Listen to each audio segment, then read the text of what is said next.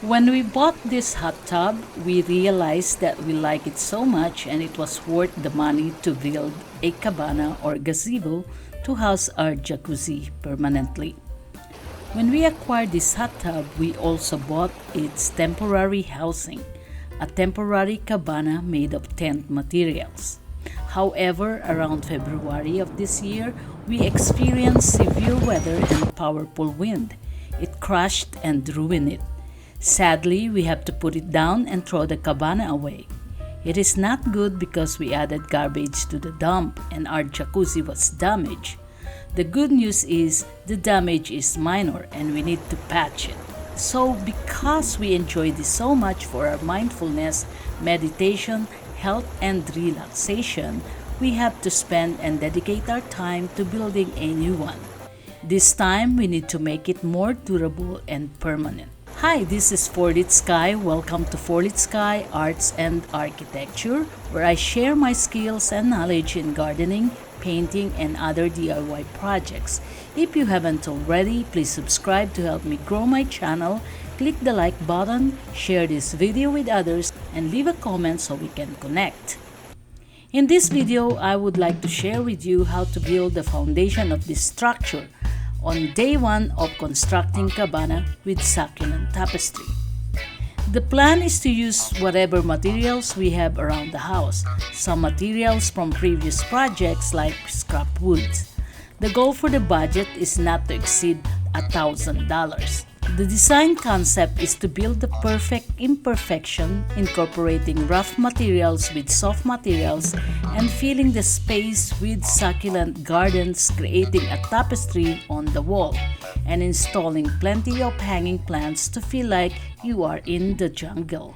Step 1. Analyze the area where you will build and prepare the materials and tools you will use. Make sure the space is free of clutters and clean.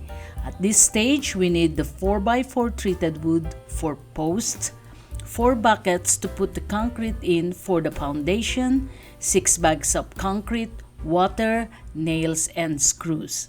Step number 2. Position the first post inside the bucket, level and secure. Use pieces of wood to hold posts temporarily and to stay level while pouring the concrete into the bucket. That's good enough.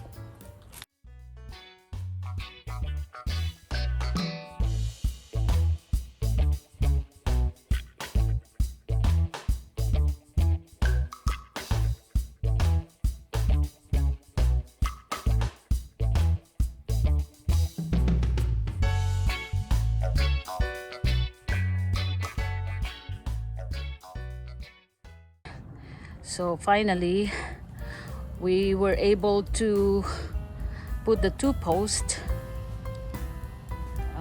They are now curing 4x4 post on the concrete bucket. 2 are done, 2 more to go.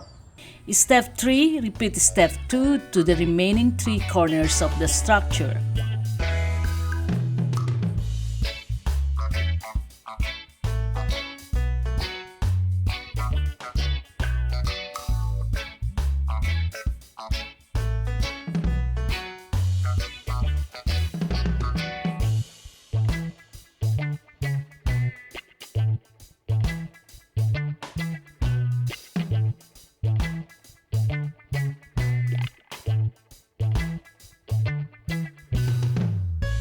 And step number 4, use longer wood to serve as a temporary bracket on each side of the structure so that the posts stay level until the concrete is cured.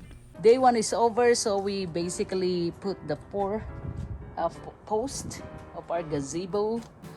So right now they are settling down the concrete.